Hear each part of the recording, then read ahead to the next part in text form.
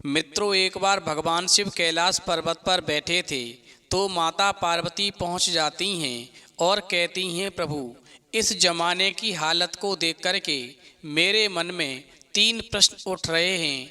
आप मुझे मेरे तीनों प्रश्नों के उत्तर दे कर के मेरे मन को संतुष्ट करने का प्रयास करें। फिर भगवान शिव कहते हैं, पार्वती, तुम अपने तीनों प्रश्न बताओ। मैं तुम्हें तुम्हारे तीनों प्रश्नों के उत्तर देकर के तुम्हें संतुष्ट करने का पूरा प्रयास करूंगा। तो माता पार्वती कहती हैं, प्रभु, मेरा पहला प्रश्न है, कौन से घर से लक्ष्मी हमेशा के लिए रूठकर चली जाती हैं। मेरा दूसरा प्रश्न है, घर में फूट डलवाने वालों से सावधान कैसे रहें। मेरा तीसरा प्रश्न है, कौन से लोग मरते दम तक धोखा नहीं खाते। फिर माता पार्वती की बात को सुनकर के भगवान शिव कहते हैं, पार्वती, तुम्हारे तीनों ही प्रश्न बहुत ही महत्वपूर्ण हैं। मैं तुम्हें तुम्हारे तीनों प्रश्नों के उत्तर देने से पहले तुम्हें एक छोटी सी कहानी सुनाता हूँ। इस कहानी को पूरा और मन से सुनना। यदि तुमने इस कहानी को पूरा और मन से सुना तो निश्चित ही तुम्हें तुम्हारे तीनों प्रश्नों के उत्तर मिल जाएंगे और तुम्हारा मन पूरी तरह से संतुष्ट हो जाएगा। फिर माता पार्वती कहती हैं, प्रभु, मैं आपको वचन देती हूँ कि जब तक आप कहानी सुनाएंगे मैं कहानी को पूरा और मन से सुनूंगी। आप कहानी को शुरू कीजिए। तो मित्रों, कहानी शुरू करने से पहले मेरा आप सभी से अनुरोध है कि आप हमारी कहानी में खो जाएं। उससे पहले हमारे चैनल को सब्सक्राइब करके बेल आइकन अवश्य दबा लें, जिससे हमारी हर वीडियो का नोटिफिकेशन सबसे पहले आप तक पहुंच सके और आप हमारी हर वीडियो से प्राप्त ज्ञान का अपने जीवन में लाभ उठा सकें। तो आइए कहानी शुरू करते हैं। भगवान शिव कहते हैं, पार्वती, एक समय की बात है, एक नगर में एक व्यापारी अपनी पत्नी के साथ रहता था। उस व्यापारी में और उसकी पत्नी में दोनों में बड़ा ही प्रेम था। दोनों अपना हंसी खुशी से जीवन व्यतीत कर रहे थे। वहीं इन दोनों में इतना प्रेम था कि आसपास के जो भी जनमानस रहने वाले थे वो इन दोनों के प्रेम की मिसाल दिया करते थे। यहाँ तक कि व्यापारी और उसकी पत्नी एक दूसरे पर प्राण न्यौछावर करने के लिए भी तैयार रहते थे। जब व्यापारी की पत्नी से कोई गलती हो जाती थी तो व्यापारी अपनी पत्नी को सुनाता था, तो व्यापारी की पत्नी बिना कुछ बोले चुपचाप सुनती रहती थी और अपने पति व्यापारी को पलटकर कभी भी जवाब नहीं देती थी। ठीक उसी तरह जब व्यापारी से कोई गलती हो जाती थी तो उसकी पत्नी अपने पति को सुना देती थी, तो व्यापारी भी चुपचाप सुन लेता था, पलट करके अपनी पत्नी को कोई जवाब नहीं देता था। वहीं जब दोनों में किसी बात को लेकर खटपट होती थी तो थोड़ी ही देर में दोनों में आपसी सुलह भी हो जाती थी। वहीं उसी नगर में एक दूसरा व्यापारी भी रहता था जिसका अपनी पत्नी से हमेशा झगड़ा होता रहता था और दोनों में हमेशा क्लेश बना रहता था। दूसरा व्यापारी और उसकी पत्नी के बीच में इतना झगड़ा होता था कि मारपीट की भी नौबत आ जाती थी। वहीं दूसरा व्यापारी जो था उसकी पत्नी से हमेशा झगड़ा होता रहता था, जिसकी वजह से दूसरे व्यापारी के यहाँ पर हमेशा अन्न की कमी बनी रहती थी और वो दूसरा व्यापारी बहुत ही दरिद्र था। भगवान शिव कहते हैं, पार्वती, पहला व्यापारी धन धान से संपन्न रहता था क्योंकि इसके घर में खुशहाली और शांति थी। वहीं जब दूसरा व्यापारी पहले व्यापारी और उसकी पत्नी को देखता था कि ये दोनों कितनी खुशी से और आनंद से रहते हैं, वहीं पहले व्यापारी के आपसी प्रेम को देख कर के दूसरा व्यापारी एक दिन मन में सोचता है कि मैं किसी भी तरह इन दोनों में फूट डालूं, यानी पति पत्नी को अलग करवा दूं, जिससे इनके घर की शांति भंग हो सके। ये इतने चैन से जीवन कैसे व्यतीत कर रहे हैं, इनके यहाँ पर धन की कोई कमी नहीं है, जबकि हम एक एक रोटी के लिए भटकते रहते हैं। भगवान शिव कहते हैं पार्वती, वहीं दूसरा व्यापारी जो था पहले व्यापारी का मित्र भी था।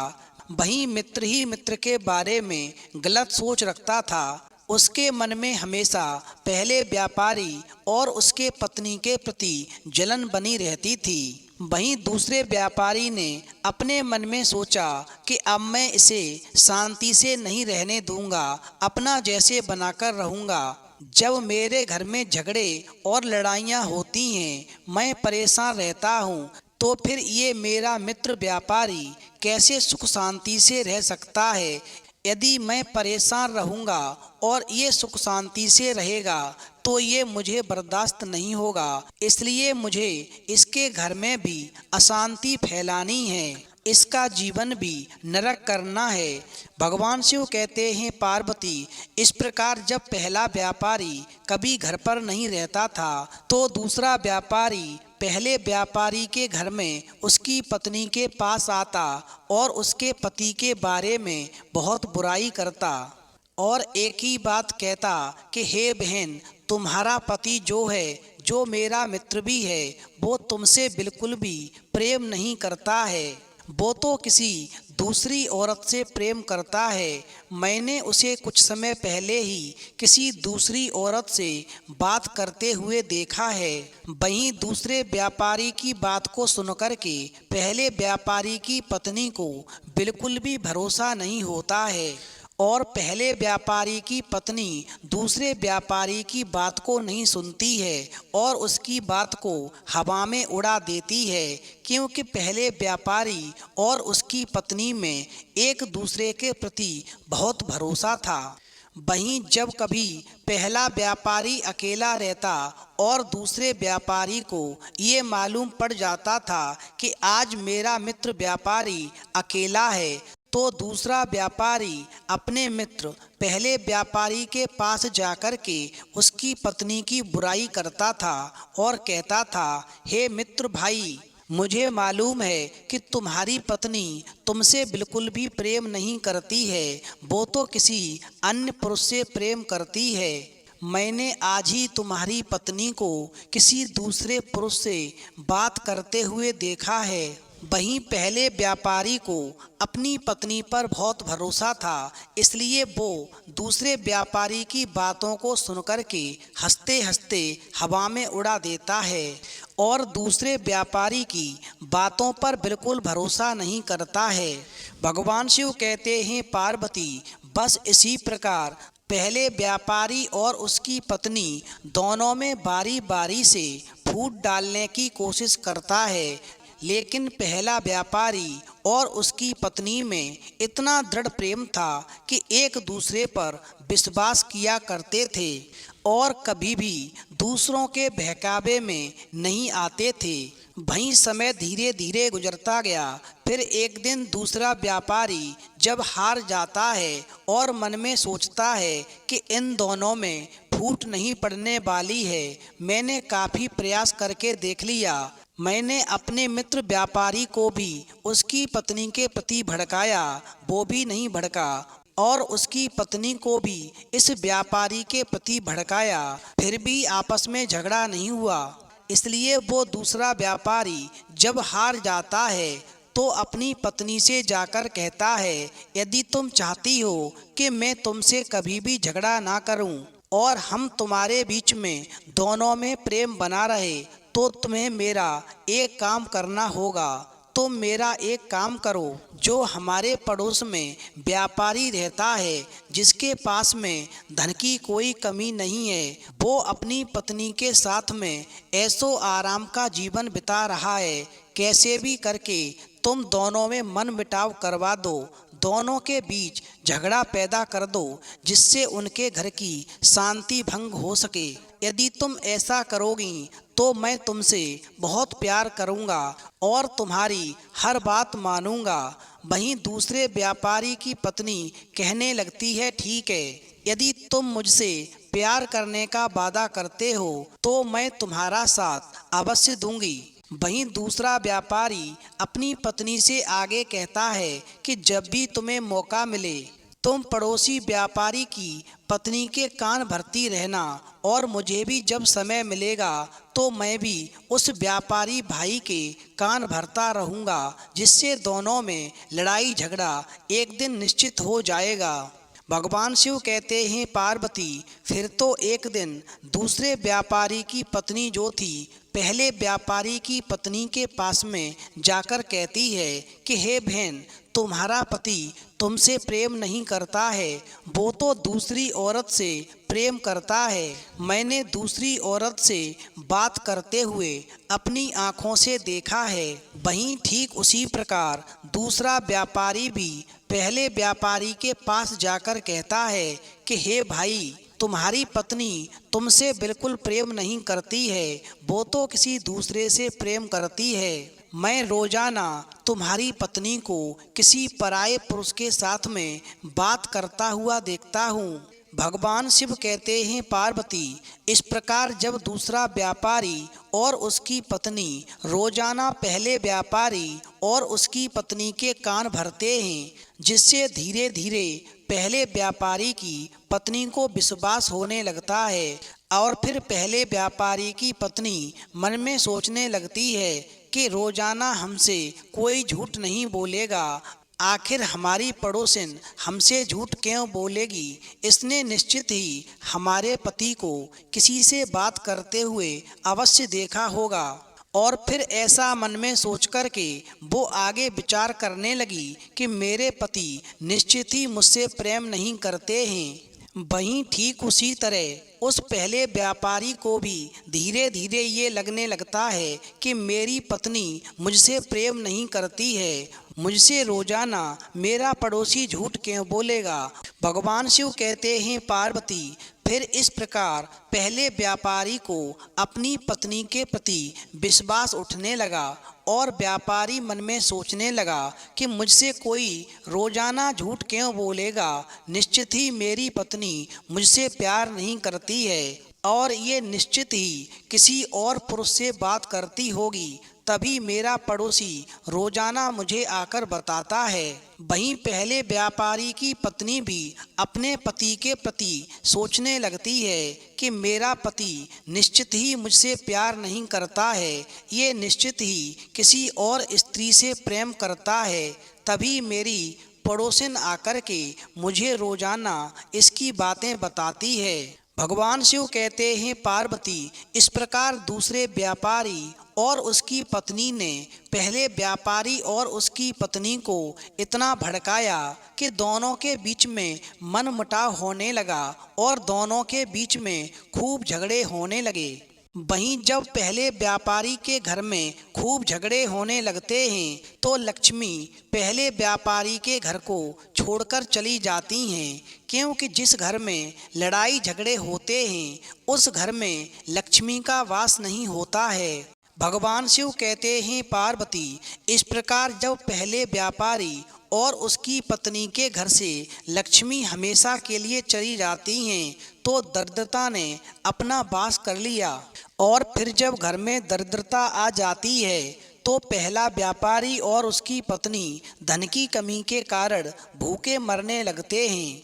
फिर तो उन दोनों को भूखा देख करके जो दूसरा व्यापारी और उसकी पत्नी थी उसको बड़ा सुकून मिलता है और उसे बड़ी प्रसन्नता मिलती है। वहीं एक दिन पहले व्यापारी को अपने मन में एहसास होता है कि जब हमारे घर में लड़ाई झगड़े नहीं होते थे तो धन की कोई कमी नहीं थी, सब प्रकार से हमारा काम अच्छा चल रहा था, और आज लड़ाई झगड़े होने की वजह से ये सब हो रहा है। हमारे घर में दरिद्रता आई है तो सिर्फ लड़ाई झगड़े होने की वजह से आई है। हम एक दूसरे से कितना प्रेम करते थे, एक दूसरे पर कितना विश्वास करते थे।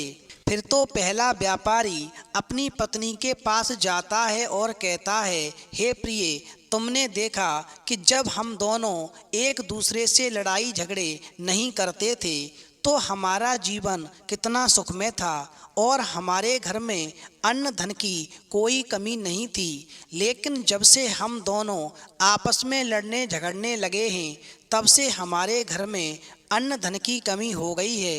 वहीं पहले व्यापारी की बात को सुनकर के उसकी पत्नी को अपनी गलती का एहसास हो जाता है और वो अपने पति व्यापारी से कहती है कि स्वामी, मुझसे गलती हो गई, मुझे माफ़ कर दीजिए। हमें इस प्रकार दूसरों की बातों में आकर के आपस में लड़ना झगड़ना नहीं चाहिए। फिर तो पहले व्यापारी ने अपनी पत्नी से कहा कि इस समस्या के समाधान के लिए हमें क्या करना चाहिए।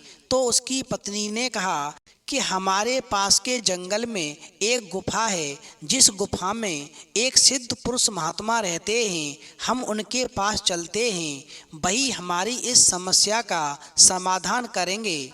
भगवान शिव कहते हैं, पार्वती, ऐसा सोच कर के पहला व्यापारी और उसकी पत्नी उन महात्मा के पास चले जाते हैं और महात्मा को प्रणाम करके बैठ जाते हैं। वहीं जब महात्मा ने पहले व्यापारी और उसकी पत्नी को आने का कारण पूछा तो व्यापारी की आंखों में आंसू आ जाते हैं और फिर दोनों पत्नी रोने लगते हैं और अपनी पूरी कहानी सुनाते हैं कि हमारा जीवन कितना सुखी था, लेकिन आज हमारा जीवन पूरी तरह से बर्बाद हो चुका है।